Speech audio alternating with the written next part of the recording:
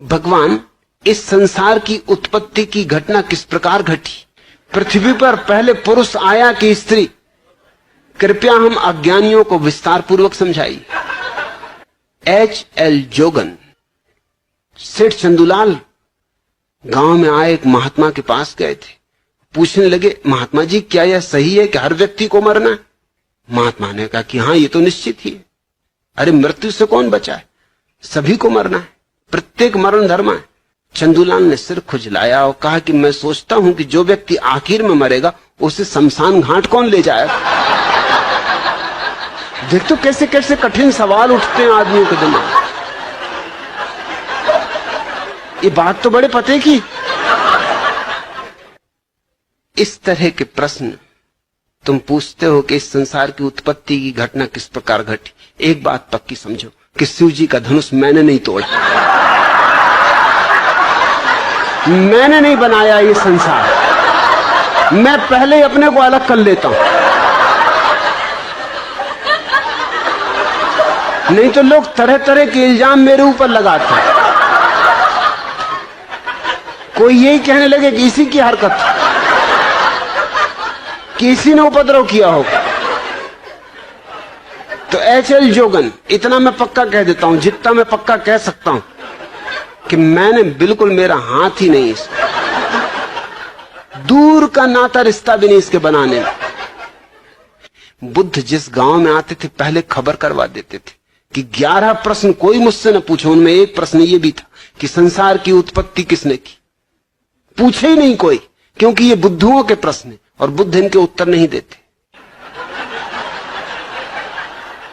मेरे दादा मुझसे पूछा करते थे, अक्सर औरों से भी पूछा करते थे, लेकिन जब उन्होंने मुझसे पूछा तो फिर पूछना बंद कर दिया। वो पूछा करते थे कि अक्ल बड़ी की भैंस। अब उनको कौन उत्तर दे? मुझसे एक दिन पूछ बैठे, मैंने कहा भैंस। उन्होंने कहा क्यों? मैंने कहा क्योंकि भैंस ये सवाल नहीं पूछती।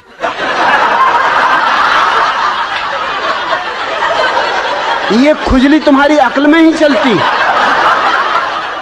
भैंस तो बिल्कुल परमहंस दशा में। मैं कई भैंसों के पास जाके कई घंटों खड़ा रहा, कोई भैंस नहीं पूछती कि अक्ल बड़ी की भैंस। अरे भैंस को पता ही है कि हम बड़े, क्या पूछना? फिर उन्होंने नहीं पूछा। फिर मैं कई दफा उनसे पूछता था कि पूछो ना, अक्ल बड़ी की भैंस। कहते तू चुप रहे। वो मुझे कहीं नहीं ले जाते थे, वो बड़ा सत्संग करते थे, महात्माओं के पास जाते थे। वो जब भी जाए मैं बैठे ही रहता था कि आया मैं भी, कि नहीं तू ले जाना नहीं, तू कुछ ना कुछ उल्टी सीधी बात कह देगा। मैंने कहा उल्टी सीधी बातें तुम लोग करते हो, मैं सीधी सादी बात करता हूं। अब तुम ये बात पूछते हो अक्ल बड़ी की भैंस, और मैंने सीधा उत्तर दे दिया कि भैंस, तो तुमको लगता है उल्टी सीधी बातें कर रहा हूं। अरे आने तो, मैं भी तुम्हारे महात्मा को जरा दिखाऊंगा। एक दफा मुझे ले गए, सिर्फ एक दफा ले गए। एक महात्मा के पास गए, वो मिलने मुझे ले गए। महात्मा की उम्र रही हो कोई 30 साल, मेरी उम्र रही होगी मुश्किल से कोई 15 साल, और मेरे दादा की उम्र रही कम से कम 60 साल। महात्मा ने उनसे कहा आओ बच्चा बैठो।